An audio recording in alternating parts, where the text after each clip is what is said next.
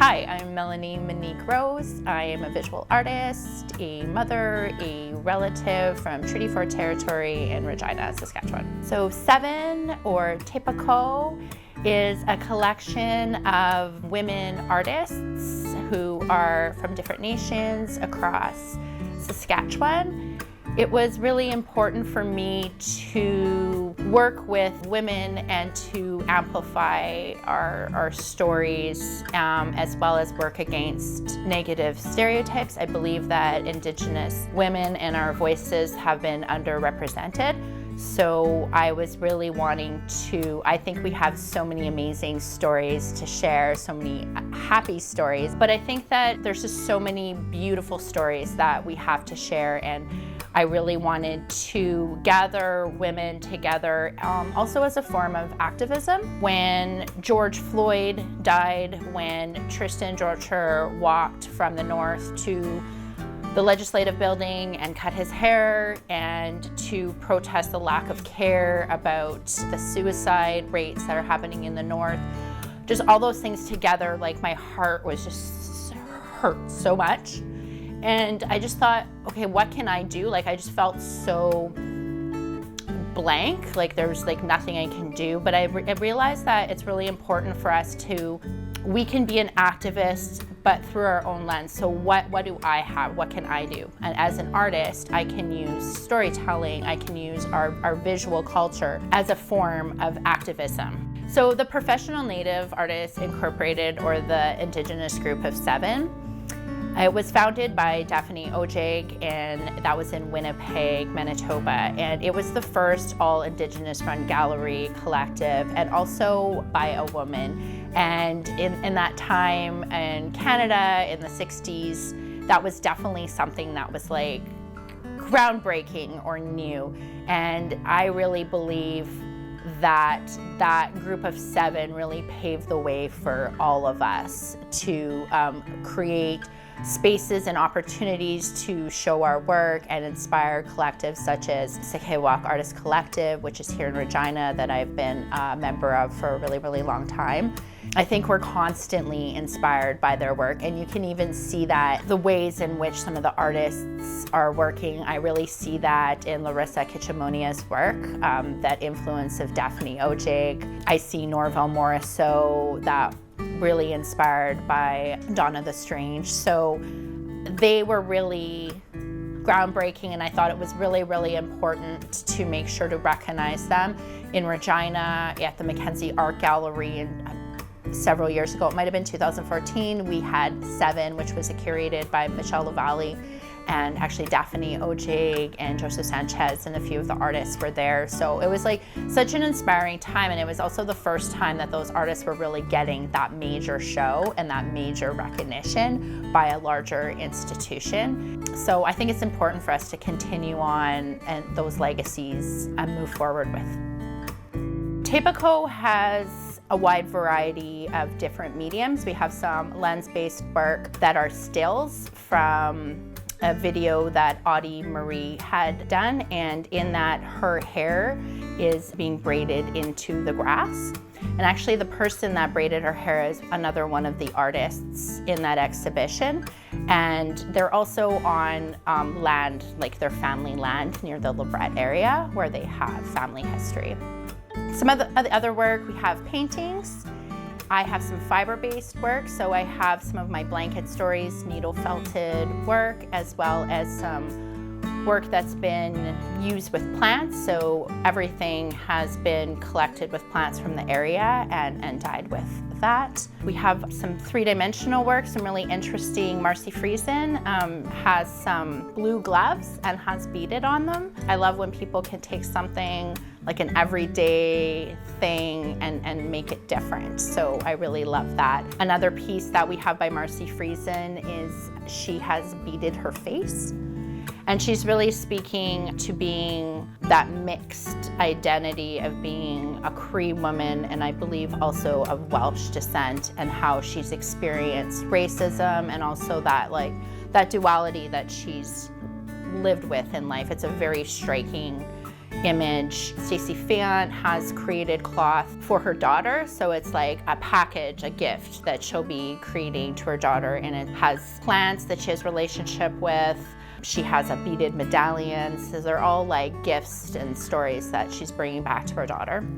So a wide variety of different artworks. When I approached every one of the artists, they were all really, really excited to be a part of this, because when I told them the reason that I was putting this exhibition together, it was really about for the children and to be able to have an opportunity and a platform to share our stories. So I think that's something that's common amongst all of us, that we have this want to share our stories. And what's different is each one of our stories is unique. We all have different relationships to our various different communities and where we come from. So it's all going to be a little different, you know. One of our artists is Donna the Strange, and she's from L'Orange. So it was really amazing that the exhibition was in her hometown and she was able to take her family there. One of the pieces that I was really, really happy that she allowed us to have it in the exhibition, she painted for her father. And she was able to take him to the exhibition and her family and to see that. And that piece was really for her about reconnecting to her family and to the land and to her Indigenous identity. And I loved the fact that the exhibition was in the north in that area, and her family and her friends and everybody could come and see it in that way. I was really happy about that. Brandy Jones is from Regina. Currently living here, but she's traveled around a lot with her family. But I was just really impressed with how she's a storyteller and a leader, and she's constantly putting herself out there, and the skill level of her work as well. And I just found it really unique. And as getting to know her a little bit further, she talks about how her work is really about interconnectedness of all of us, because like she will tell you that she's of many mixed nations here. And so I love how she's taken these influences from the places that she's lived and those nations that she's a part of, and made it into her own unique, authentic expression. And that's something that I really wanted to show, because I think that oftentimes we really want to categorize everything. It's like, this is what Indigenous art should look like, this is how you should do it. And I really think that it's important to think about our future, Indigenous futurisms, and how we can be our own authentic expression and be inspired by our ancestors, but also, like, you know, be a relevant expression of today. How are you? Good, how are you? Good. Thanks for coming over today. Yeah, no worries. It's been really great getting to know you, and I was actually wondering, like, how do you feel about the experience of being with this group of women and a part of this 7 and having your work being shown all over Saskatchewan in different communities? It feels like I feel very privileged to be doing this. This was actually one of my main dreams, having a show, even travel, or having my work be put in galleries. I remember when I first started this journey, I saw a show by Susan Point, and I remember looking at her work and being like, this is what I want to do. So when you approached me about this show, I was definitely on board, and it's a privilege to be part of this show, especially with so many brilliant artists that my work is shown beside. So, how did you choose the work that you wanted to present into the show? I feel like it just kind of came naturally.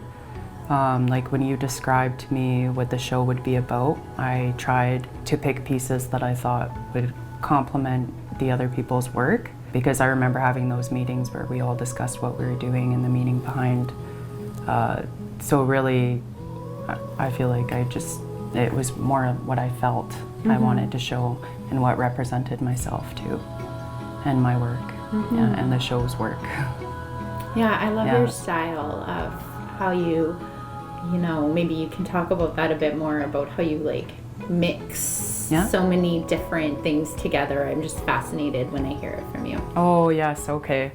So my artwork, every single piece that I do actually all has the same meaning behind it. I pay attention to a lot of the spiritual teachings and Native culture, When I first started creating my art, I didn't really know what direction I wanted to take, but in my heart, being an artist has always been more about community. For me, it's always 20% is about the art, and then 80% is about relationship and people. I cannot say more how my job is more about people than it is about the art, and how the art just kind of comes with that. Like, it really connects people a lot. Yeah, which is what I think our show is doing too.